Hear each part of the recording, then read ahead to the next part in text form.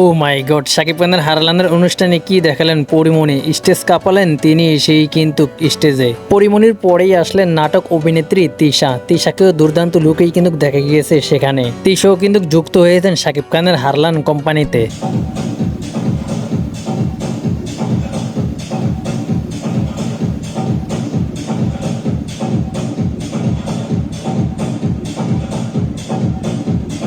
একই মঞ্চে শাকিব খানকে সঙ্গে নিয়েই কিন্তু নায়িকাদের জাক এলো স্টেজে। গতকালকেই কিন্তু শাকিব খানের রিমাক হারলানের অনুষ্ঠানটি হয়ে গিয়েছিল সেখানে।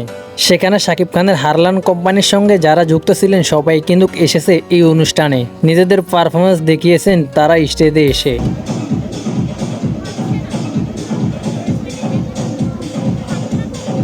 শাকিব খানের সঙ্গে যুক্ত হয়েছিলেন কিন্তু সাবিলা নূরও, তাকেও কিন্তু সেখানে দেখা গিয়েছে। ব্ল্যাক ড্রেসে সুন্দরী লেগেছে তাকে।